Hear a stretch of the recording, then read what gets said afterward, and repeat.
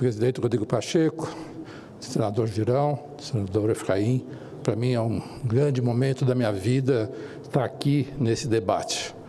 Eu sou professor titular de psiquiatria e trabalho na área de dependência química há mais de 40 anos, né?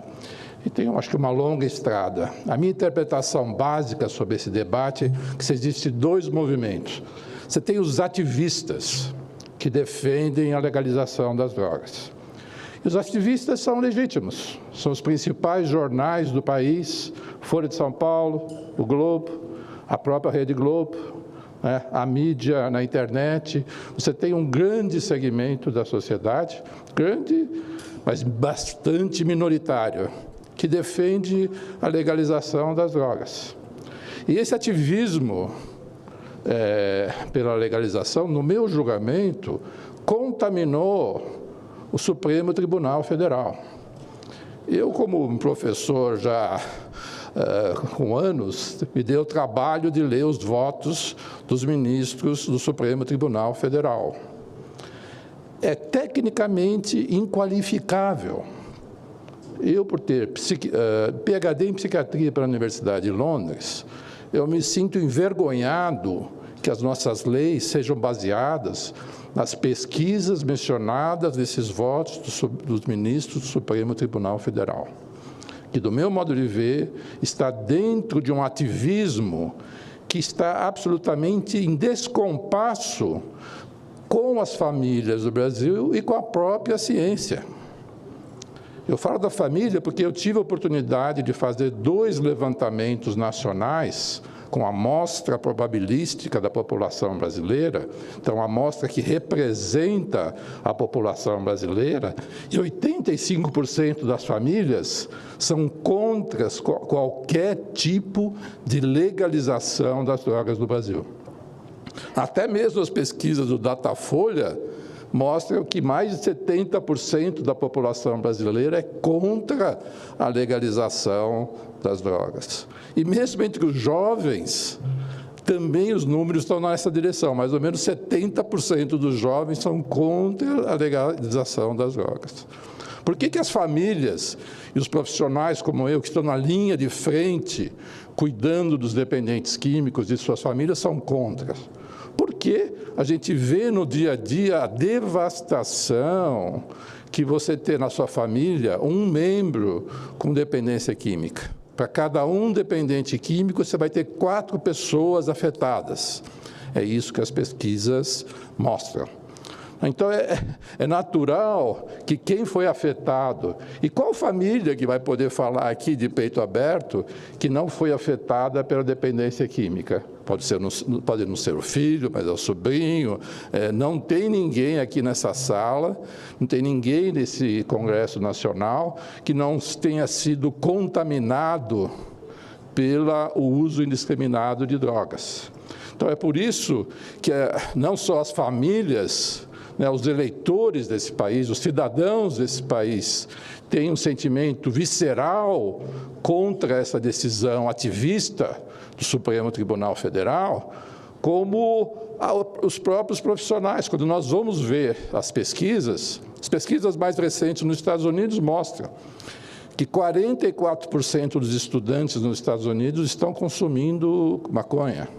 Nunca na história dos Estados Unidos teve um índice tão alto de usuários de maconha nos Estados Unidos. Qual é a consequência disso? Piora da capacidade cognitiva nas escolas, piora do número de pessoas que se formam no college americano, são pessoas que não conseguem ir trabalhar. Nos Estados Unidos você tem 7 milhões de pessoas que não fazem nada. A gente chama aqui no Brasil de nem trabalha, nem estudos. 7 milhões de americanos que não trabalham, né? E a maconha está na essência dessa atitude.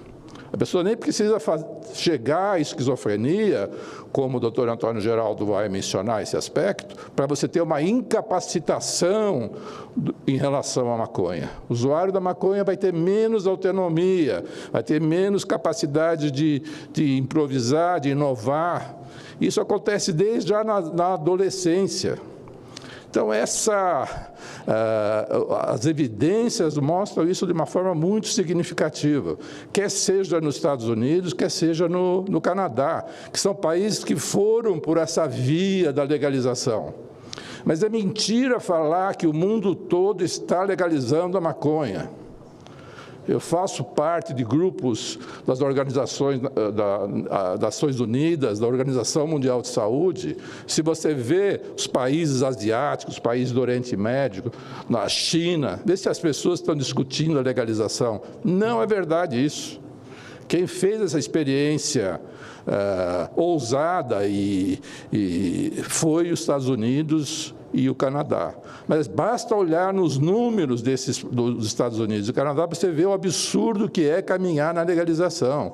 Não só o aumento do consumo nos adolescentes, as consequências já que se medem do consumo desse grupo social, né?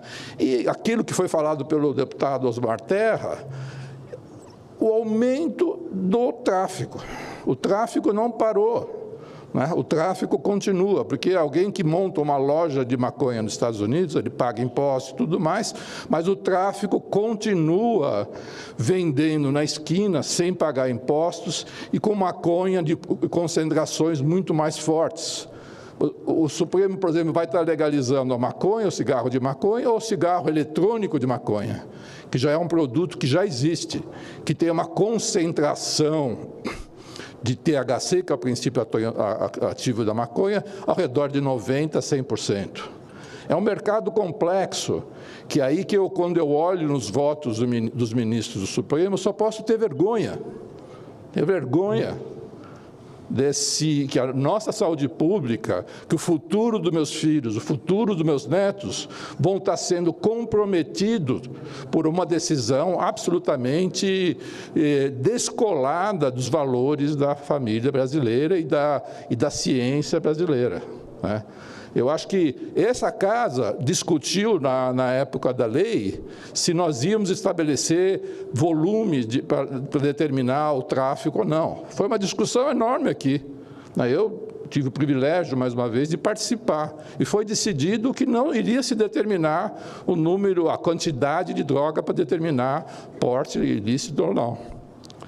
Porque a experiência dos outros países mostra, se você determinar que a qualquer quantidade, se for 60 gramas, é um número aventado, você falar, vai ser 60 gramas de maconha, o pequeno tráfico só vai fazer o transporte de 60 gramas de maconha. Que se for 60 gramas de skunk, que tem uma concentração de 20%, é como se você estivesse carregando 1 quilo de cocaína. Então, estabelecer um limite por peso é de uma ingenuidade atroz, e que essa casa 2 vezes já se definiu por isso. Eu que moro em São Paulo, eu tenho a oportunidade de ver a Cracolândia.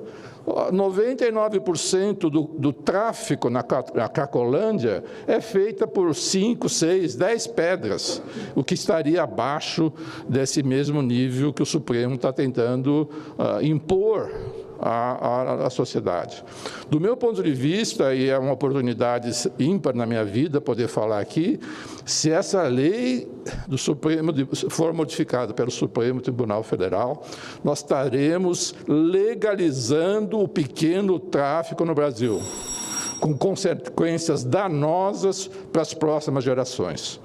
Eu agradeço a atenção dispensada, espero que o Congresso Nacional, eu acho que tenha que ter coragem, na realidade, de poder enfrentar o Supremo Tribunal Federal e, se for o caso, faça o plebiscito, que eu tenho certeza que nós vamos estar ao redor de 80% da população brasileira contra essa legalização.